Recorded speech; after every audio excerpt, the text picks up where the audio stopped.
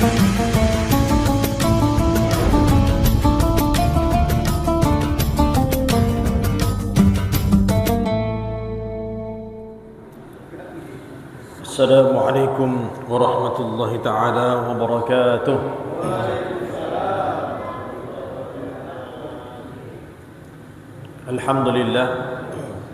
Alhamdulillahilladzi ja'ala fis sama'i burujan wa ja'ala fiha sirajan wa qamaran munira.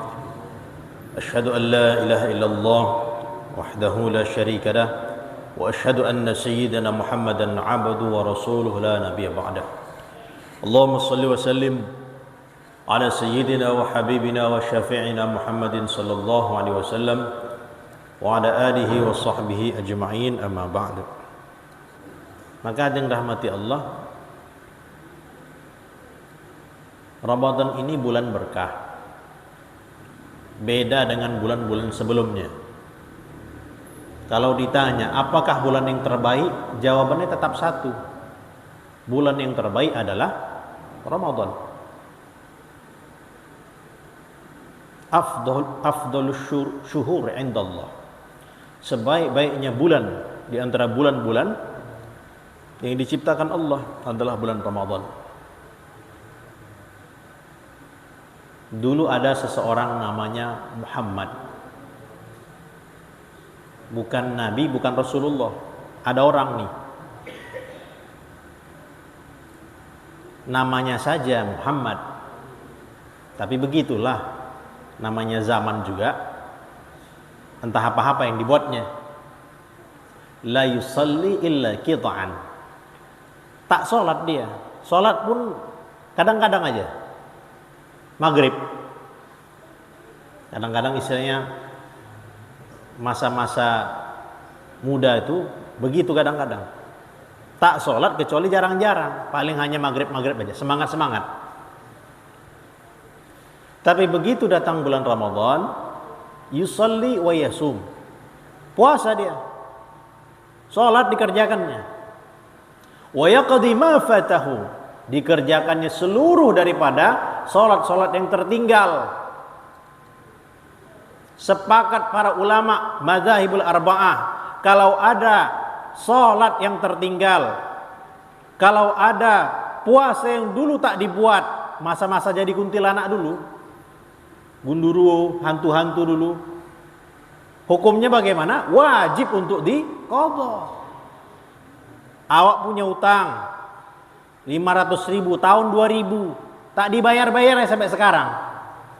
Orang berutang sama awak 500.000 tahun 2000. Ibu-ibu kira-kira masih ingat tidak kira-kira utang tuh? Teringatlah. Lupa tidak tuh? Maafkan mungkinlah. Entah orang yang sudah meninggalkah atau apa, tapi teringat. Hutang pada manusia saja wajib dibayar, apalagi hutang pada Allah. Wa yaqdi ma fatahu, maka bulan Ramadan ini jadi bulan, kalau memang ada kekurangan di bulan-bulan lalu, gas, mainkan. Puasa-puasa silakan nanti dilanjutkan ketika bulan setelah Ramadan. Sholat kerjakan.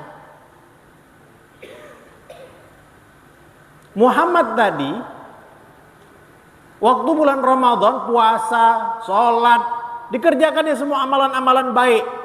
Bingung orang-orang, cemananya kau nih, sebelum Ramadan tak sholat kau, kadang-kadang aja nongol, kadang-kadang aja.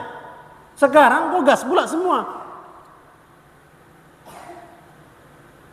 Maka dijawabnya, ini bulan tobat, ini bulan rahmat, ini bulan berkah. Aku mohon pada Allah agar Allah mengampuni kesalahan-kesalahanku sebelum Ramadan. Qudratullah, takdir Allah berkata lain. Hidupnya tak panjang, meninggal setelah itu, meninggal.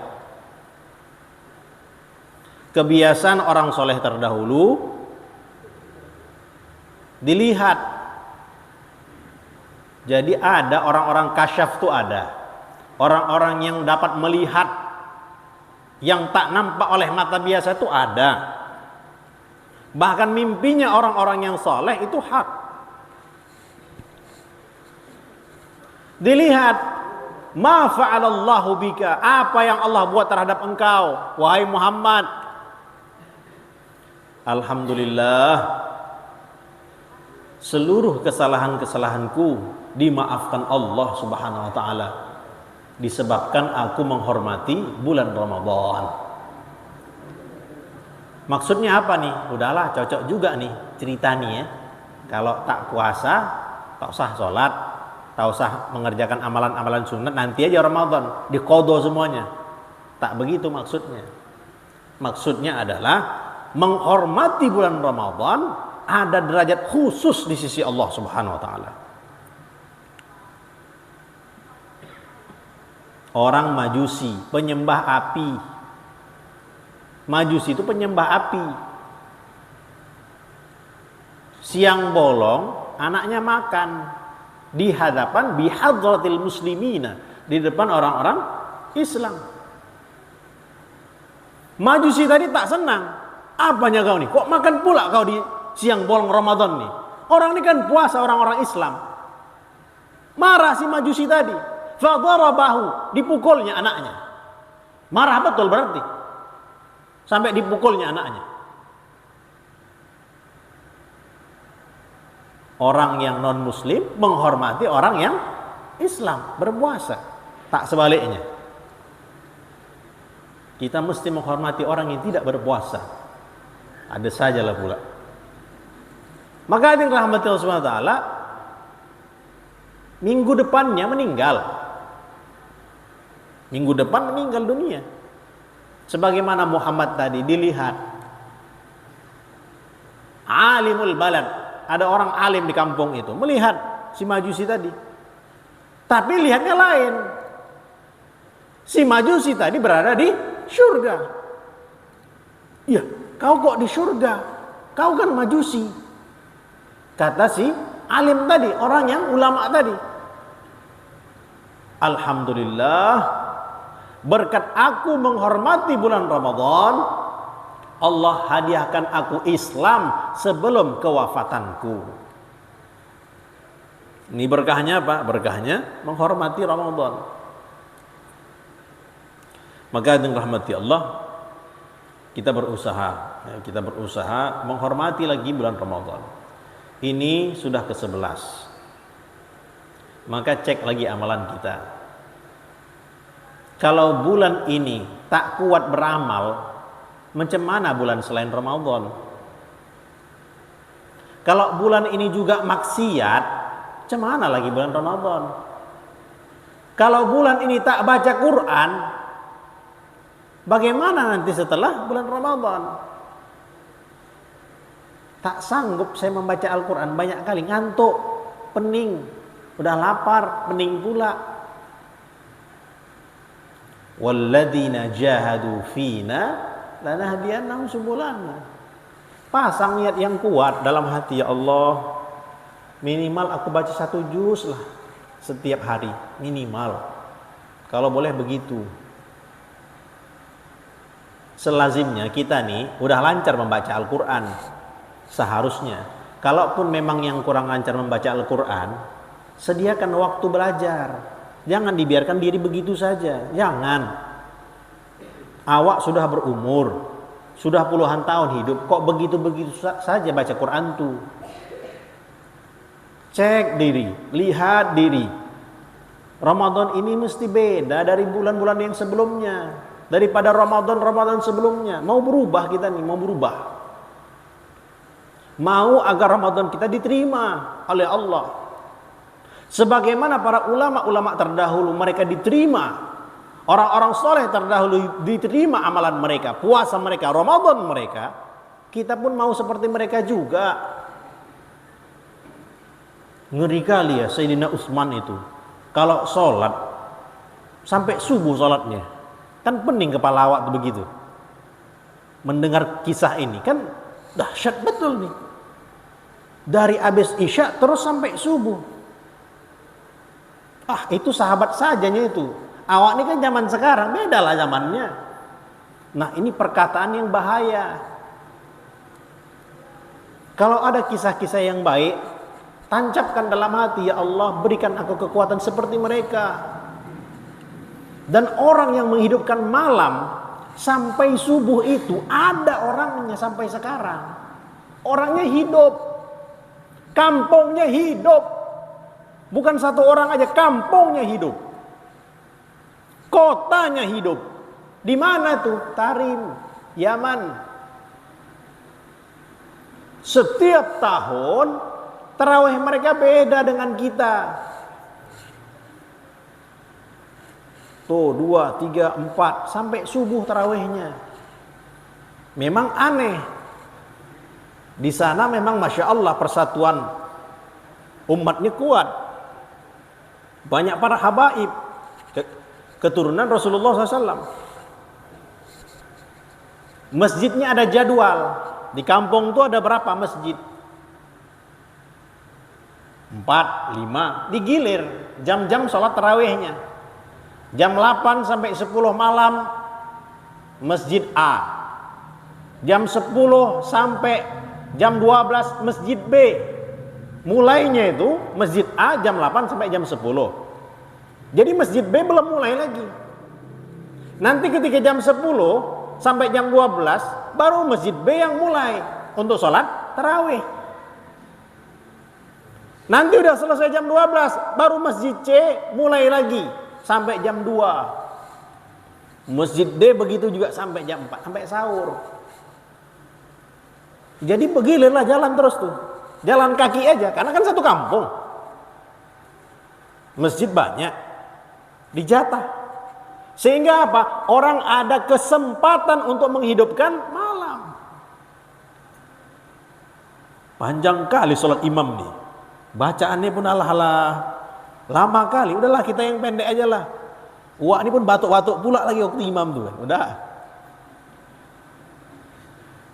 Tak betul imam. Udah pindah aja lah kita. Afdhalus shalah tulul kunut.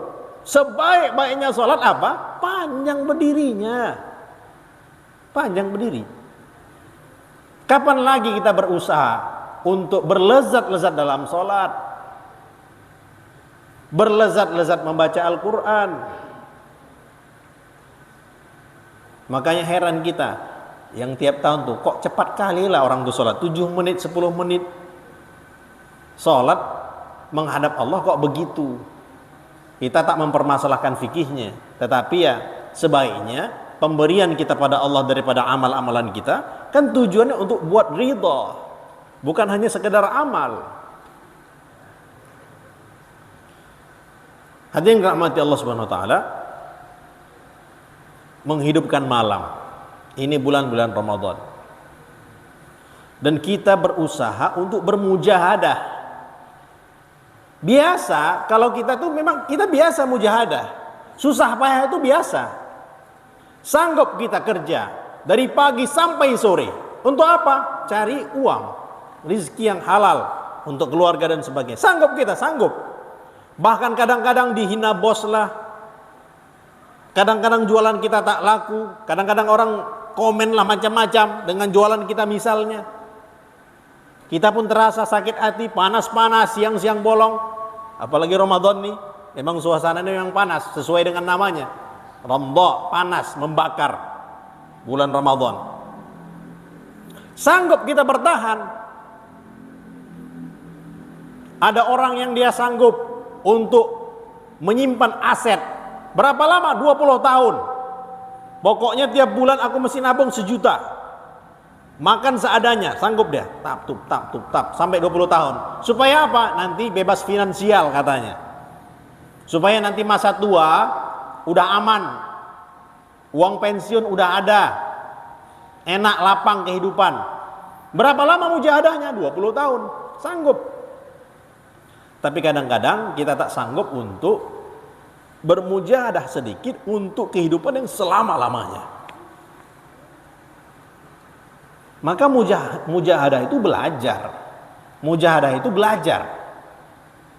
Berlezat-lezat dalam Al-Quran belajar. Berlezat-lezat dalam sholat belajar. Minal mahdi ilal lahdi. Sholat yang lezat. bacaan Quran yang merasuk dalam jiwa. Itu belajar, dipelajari. Jangan begitu-begitu saja kualitas sholatnya, jangan begitu-begitu saja kualitas puasanya, ningkat, berusaha.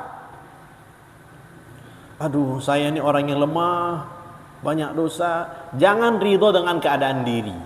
Jangan, berusaha terus. Ya Allah, rahmat Engkau luas, Engkau maha pemberi taufik, maha pemberi kekuatan, bantu aku ya Allah. Tentu dengan amalan-amalan yang kita mampu, tapi cita-cita kita tuh ada. Ada seseorang yang dia naik gunung. Naik gunung.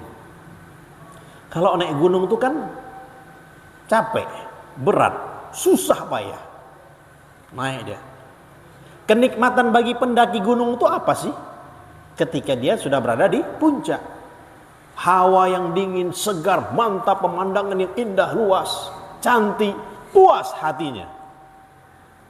Tak terasa lagi capek-capek yang tadi perjalanan panjang, walaupun 3 jam, 4 jam sehari dia naik itu. Tak terasa lagi, karena sudah sampai di puncak. Tapi satu lagi, orang ini di atas gunung. Orang yang kedua, dia berada di atas gunung. Dia melompat dari gunung itu. Ketika dia melompat dari gunung itu, di atas gunung itu cantik, indah, hawa, angin dan sebagainya, sedap. Tapi dia dari atas menuju ke bawah. Pup, jatuh, hancur badannya. Itulah ibarat kira-kira kalau seseorang yang dia bermujahadah. Susah payah dia mentaati perintah Allah. Susah payah dia sholat. Susah payah dia untuk berpuasa. Sholat panjang-panjang, zikir panjang-panjang, baca Quran panjang-panjang. Payah hidupnya. Tapi setelah sampai di atas, terasa kenikmatan yang diberikan oleh Allah Subhanahu wa taala. Mala ainun ra'at wala udhunun sami'at wala khatara ala qalbi bashar. Tak pernah terpikirkan oleh kepala, tak pernah dilihat oleh mata, tak pernah didengar oleh telinga, saking indahnya yang disiapkan oleh Allah Subhanahu wa taala. Beda dengan orang yang maksiat. Sedap, enak. Maksiat itu sifatnya bagaimana? Enak, lezat, mantap. Itu sifatnya. Ketagih kita berbuat maksiat itu. Nauzubillah min zalik. Enak, pup, jatuh. Maka dengan rahmati Allah SWT, ini kita doa. Ini didoakan, diminta. Penyakit-penyakit yang parah. Datang ke dokter A, nggak sembuh. Dokter B, dukun. Pengobatan alternatif. Macam-macam pengobatan, nggak bisa. Nggak sembuh-sembuh. Jurus terakhir apa? Doa sungguh-sungguh, amalan sungguh-sungguh, tirakat sungguh-sungguh. Ketika dia doa pada Allah, amalannya tak sia-sia, dibuka Allah SWT, penyakitnya disembuhkan. Berapa banyak kisah yang seperti ini. Tak mampu untuk sholat lama-lama, zikir lama-lama, baca Quran lama-lama, enggak mampu. Kuncinya apa? Doa sungguh-sungguh. Maka Bapak Ibu sekalian yang dirahmati Allah SWT, minimal 10 menit sebelum buka puasa, istighosah, zikir. Karena salaf, orang-orang dulu, mereka menyibukkan diri mereka dengan ibadah dan ketaatan. Berbeda dengan orang zaman-zaman yang setelahnya. Mereka sibuk dengan masyrubat, makanan, minuman, pakaian. Mereka mementingkan amal. Sehingga sebelum berbuka puasa itu waktunya doa makbul di sisi Allah. Maka ibu-ibu sekalian siapkan semuanya. 10 menit sebelum buka puasa udah berhenti masak tuh. Udah berhenti buat es tuh. Siapkan sebelum-sebelumnya kalau minum es. Minuman-minuman tuh. Makanan-makanan, kolak, cendol dan sebagainya. Siapkan sebelum buka puasa. 10 menit, udah. Apa yang dibuat? Zikir, istighosah, menyebut nama Allah berulang-ulang. Ya Hayyu Ya Qayyum, Ya Hayyu Ya Qayyum, Ya Hayyu Ya Qayyum. 9 kali, 11 kali, 13 kali ganjil-ganjil. La ilaha illa anta subhanak inni kuntu minadh zalimin. La ilaha illa anta subhanak inni kuntu minadh zalimin. Ulangi 5 kali, 7 kali. La ilaha illallah, la ilaha illallah, la ilaha illallah. Puasa sudah, istighosah sudah, doa. Baru kita doa. Doa orang yang mau buka puasa. Doa orang yang mujahadah dengan orang yang tidak mujahadah beda. Beda kekuatannya, beda ruhnya. Maka ketika buka puasa itu doa yang makbul. 3 doa yang makbul di sisi Allah. Doa imam yang adil, doa da'watul mazlum, doa orang yang dizalimi, dan doa orang yang berbuka puasa. Ini gunakan. Jangan sampai kita kesibukan siap-siapkan makanan, siapkan buka puasa tuh. Tak sempat doa, rugi. Ini bulan kita tunggu-tunggu, sudah 11 bulan baru dapat nih. Ketika udah dapat kita sia-siakan. As-shaim hina yaftir.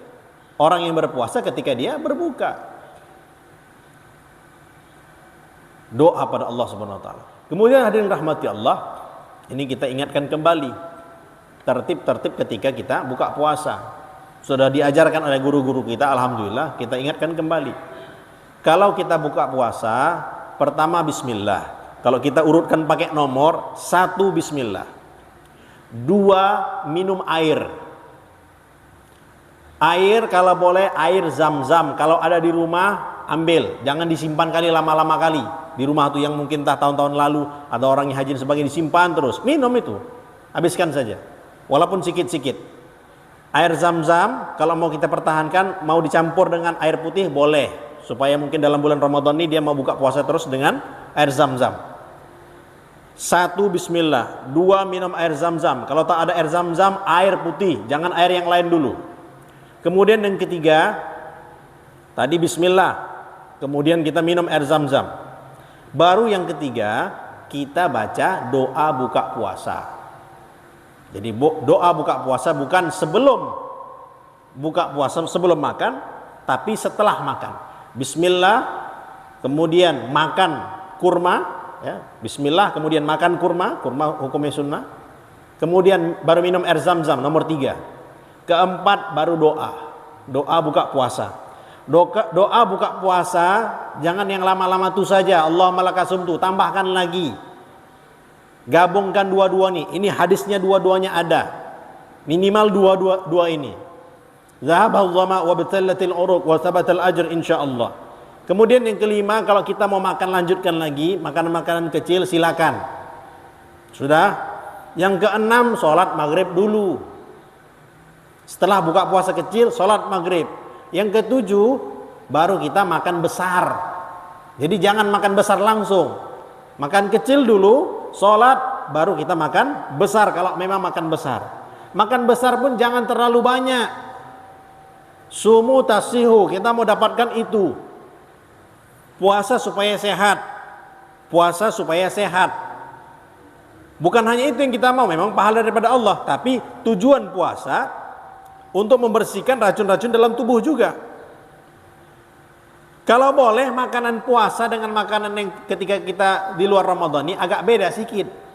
Banyakkan makanan yang sehat. Apalagi kita sudah mulai berumur. Perhatikan kesehatan. Tujuannya apa? Jaga kesehatan supaya lebih kuat ibadah pada Allah. Badan supaya lebih lama dipakai untuk taat kepada Allah. Itu tujuannya. Supaya semangat menuntut ilmu, semangat belajar, semangat ibadah, sholat panjang-panjang. Gimana caranya? Jaga kesehatan. Gerak-gerakkan badan itu sedikit juga ketika puasa nih. Kemudian setelah sholat maghrib, silakan makan besar. Kalaupun makan besar tidak terlalu banyak, baru kemudian mandi. Sunnah hukumnya mandi setelah maghrib. Kemudian hadirin rahmati Allah, ini sunnah-sunnah, makruh ditinggalkan. Kasratus syabi, terlalu banyak makannya, hukumnya makruh ketika puasa nih. Jangan banyak-banyak kali makan. Baik itu ketika buka puasa ataupun sahur. Kasratun naum, banyak kali tidurnya. Tidur boleh, istirahat silakan, tapi jangan banyak-banyak kali. Atur waktu. Kemudian apa? Al-mashmumat, yang mengenakkan hidung, yang mengenakkan mata, yang mengenakkan telinga. Maka kalau pakai parfum ketika puasa makruh. Nonton mungkin yang kurang berfaedah, halal memang, mungkin informasi-informasi dan sebagainya. Tapi banyak kan yang dengan ibadah-ibadah, yang berkaitan dengan ibadah. Mungkin dia biasa lagu-lagu misalnya didengarkannya. Nah, ini perkara-perkara yang terlarang, ya, makruh hukumnya. Kemudian hadirin rahmati Allah, bulan Ramadan kita disyariatkan untuk berzakat. Bulan Ramadan ini kita disyariat untuk berzakat, zakat fitri. Kalau bahasa yang betul namanya zakat fitri kalau bahasa Arabnya.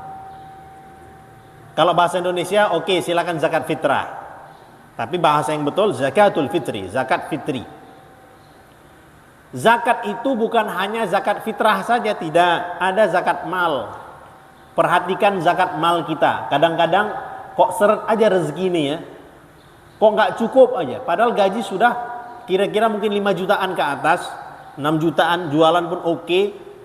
Bahkan 7 juta. Tapi kok nggak siap-siap nih. Nggak cukup-cukup. Cek harta kita. Siapa saja yang sudah hartanya mencapai penghasilannya dalam 1 tahun 85 gram emas, 1 gram berapa kira-kira? 1 juta lah kita katakan misalnya. Kalau dalam setahun dia sudah punya penghasilannya di total 85 juta, maka dia mesti mengeluarkan zakatnya. Zakat apa tuh? Zakat penghasilannya, zakat mal dia. Keluarkan. Iya, awak tak istilahnya asnaf nih, awak pun asnaf. Awak kelihatannya kadang-kadang kita miskin, kelihatannya. Bahkan ada banyak yang mengaku seperti itu. Tapi tidak, cek harta kita, cek betul-betul. Dari mana mengeluarkannya? Afdolnya, kita cerita afdol saja. Kotor terus. Itu cerita afdalnya begitu. Kita ambil yang paling tinggi. Kalau istilahnya kita cerita, kalau potong sana, potong sini, potong sana, potong sini, tak habis-habis potong-potong tuh banyak kali. Cicilan inilah, cicilan itulah, cicilan inilah, banyak kali cicilannya. Rumah tak siap-siap, 20 tahun pun tak siap juga kadang-kadang. Kita cerita afdal aja. Total semua.